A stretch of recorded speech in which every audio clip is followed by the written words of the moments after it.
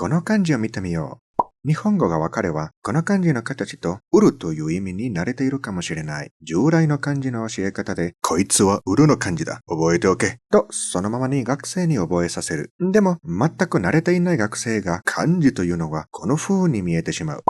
皆さんわかりますか？これは正化文字のうるの文字です。正化文字に慣れていない我々も学生のようにただのぐちゃぐちゃな引っかくの文字に見えますね。さて、うるの漢字は紳士、冠、人の足、3つの成分で分けて次の物語を作ることで成分と漢字の意味を組み合わせてみよう。この紳士は冠や人の足を売ります。これで漢字を覚えるのがもうちょっと簡単になるのではないでしょうか。この度は一緒に漢字の成分を学んだり、物語を作ったり、創作漢字も作ったりしませんか？よろしければ、今年2025年8月1日の南米会議では、この漢字の覚え方について勉強しましょう。よろしくお願いいたします。Veamos este kanji.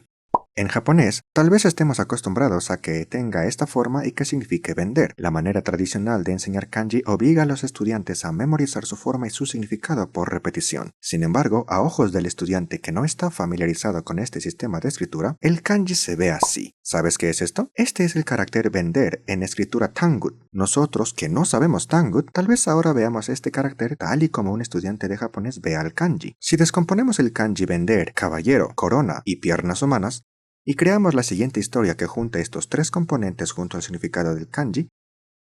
Este caballero tiene coronas y piernas humanas para vender. ¿No sería más fácil de memorizarlo? En esta ocasión, te invito a aprender juntos varios componentes del kanji, a crear historias y hasta inventar tu propio kanji, en la reunión sudamericana de países de habla hispana para la enseñanza del idioma japonés, que se realizará desde el 1 al 3 de agosto del 2025. Nos veremos.